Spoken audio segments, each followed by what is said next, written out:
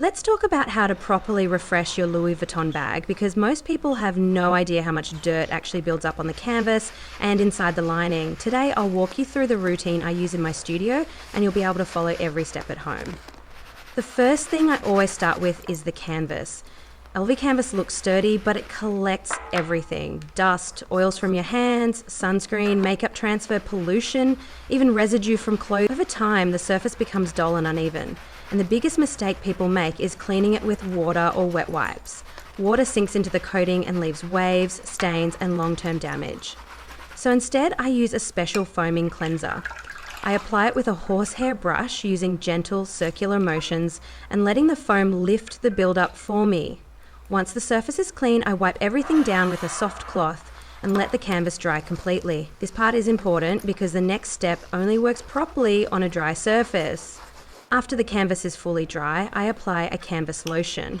This restores the texture, removes buildup the foam didn't catch, evens out the finish, and adds a protective layer that keeps the canvas smooth and resilient. It's one of the steps most people skip, and that's exactly why their bags lose that beautiful LV look so quickly. Next, I move on to the lining, and honestly, the lining is often in worse condition than the outside. It collects dust, crumbs, makeup, hand cream, perfume residue, even tiny pieces of receipts.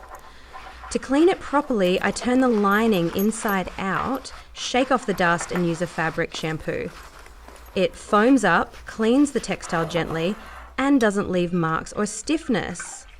I work it in with a soft brush, wipe away the foam, and let the lining air dry fully.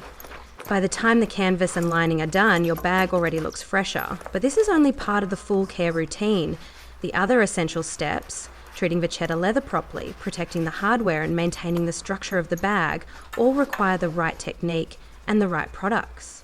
If you want to go deeper and learn the full routine step by step, I've put everything into my complete LV care guide, including links to every product I personally use in my studio.